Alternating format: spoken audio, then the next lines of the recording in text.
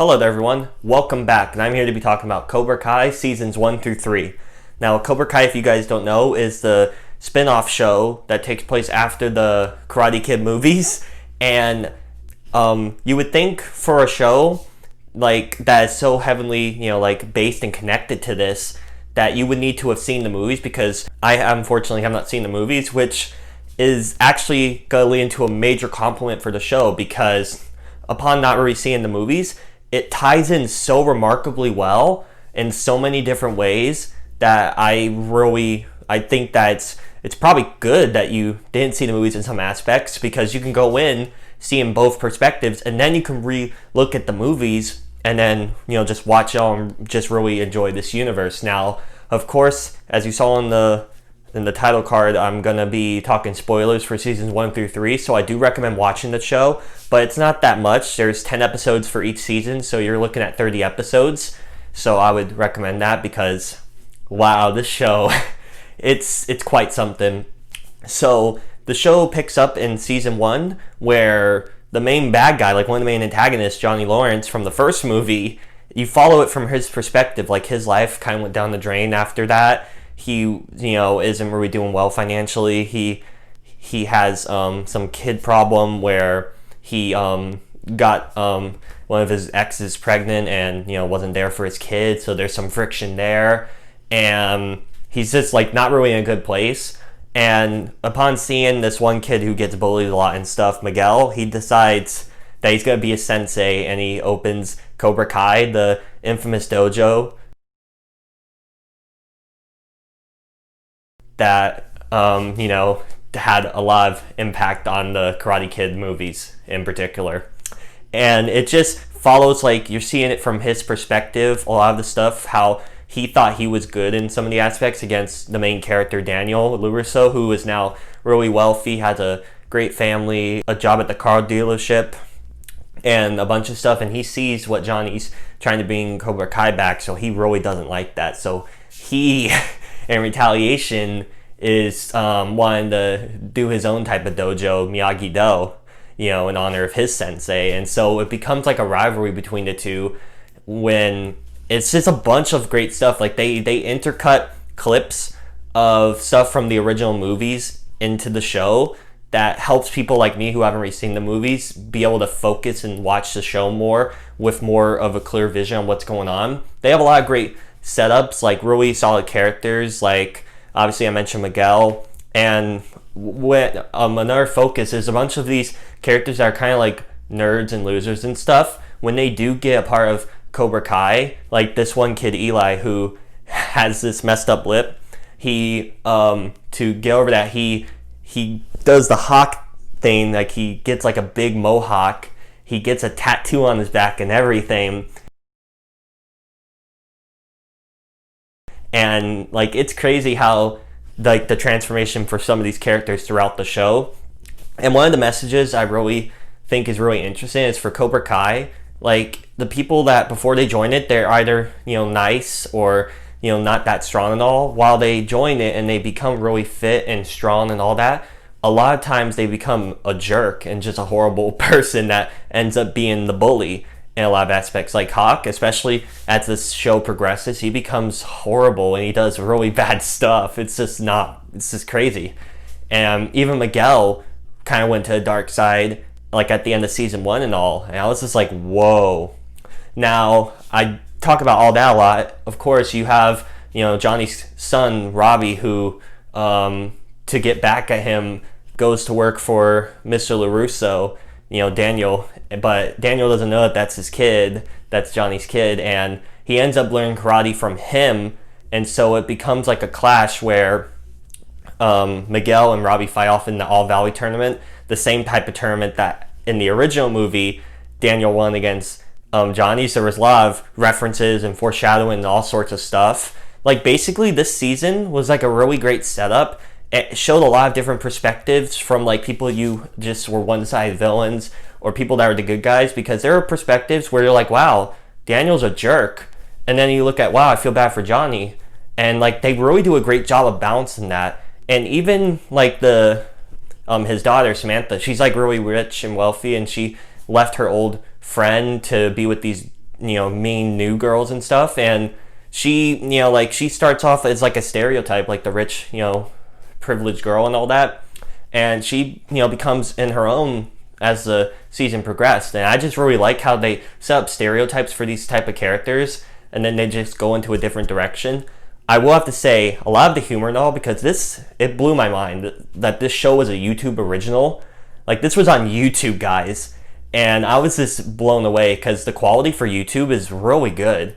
And a lot of the jokes and humor and stuff are really funny that probably wouldn't be on some type of networks. So I was really impressed that that they were able to get 2 seasons, because I heard after season 2 it kind of got canceled for a while, and then Netflix got the rights, and now they did season 3 and they're going to be making season 4. So I just think it's great that this show has finally found an audience like me, because I didn't really give the show a watch until season 3 came out. I binged all 3 and I just fell in love with the show. But yeah, that was enough talking about season 1. Those were my thoughts.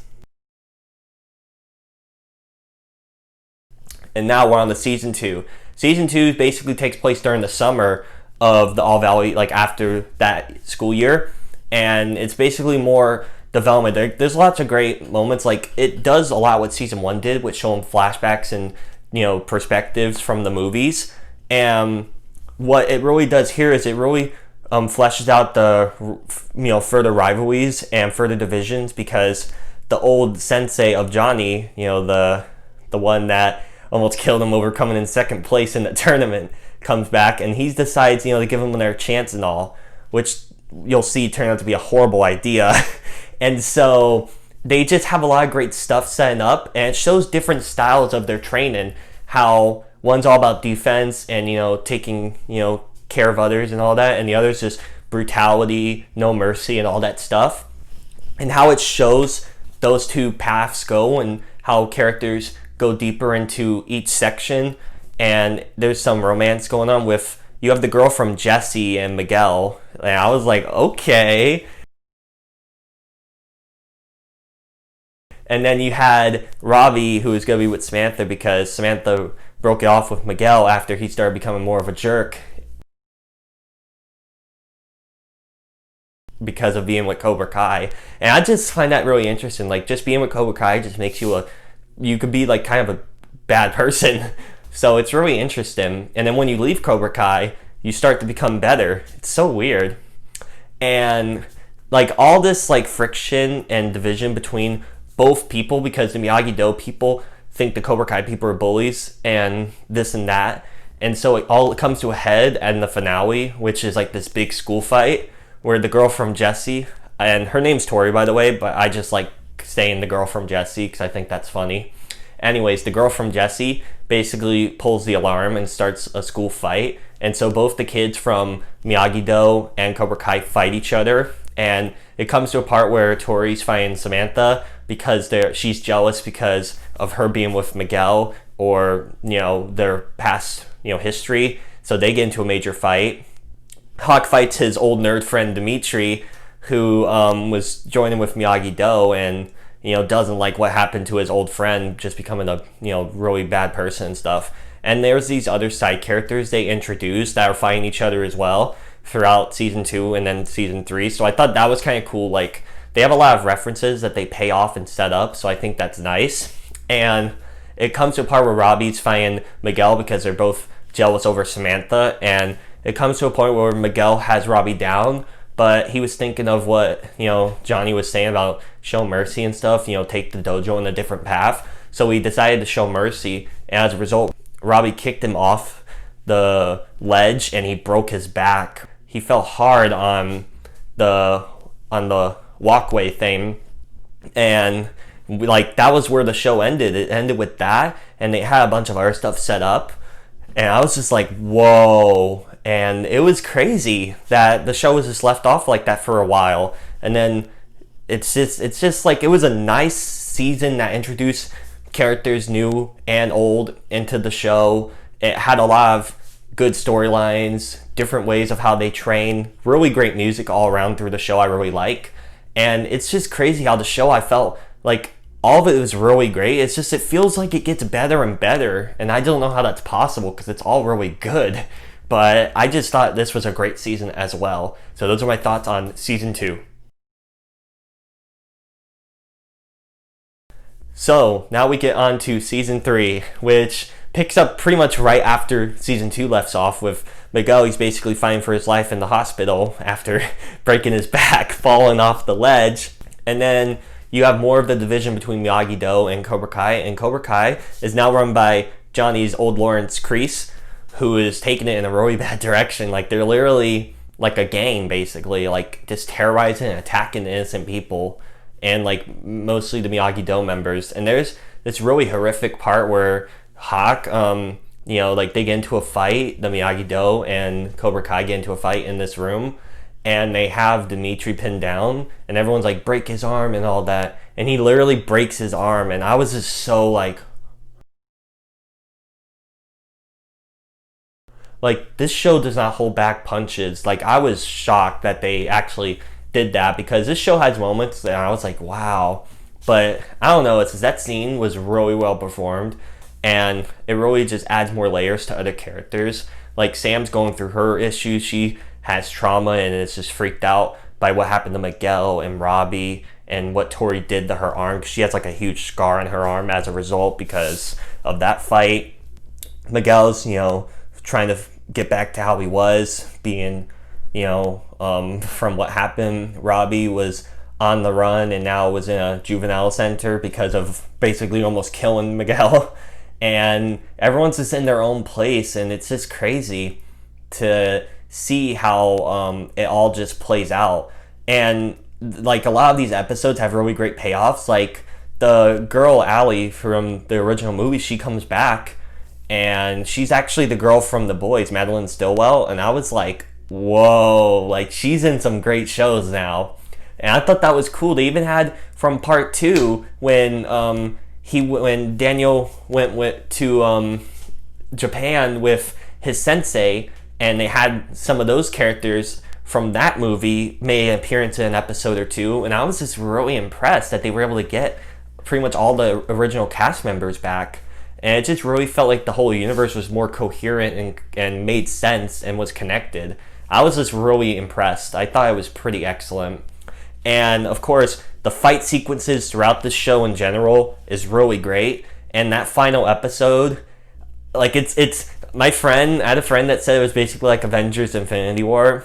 It basically is for this universe. Like, everyone shows up from the movies that's still alive, and now it's just great. And the other thing I do got to point out is how I mentioned how it gives everyone a perspective on why they're doing what they're doing and stuff, like the villains. For even Kreese, it shows his past about being in the Vietnam War and stuff that he learned when he was over there.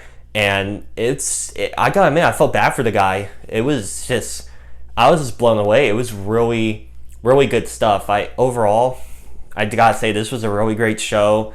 I highly recommend you guys watching it. It is on Netflix, and I know a lot of people have Netflix, so definitely check it out. It's definitely worth your time. And they're making a season 4, so the show is still ongoing, which is really cool. But then again, those are my thoughts on season 3 of Cobra Kai.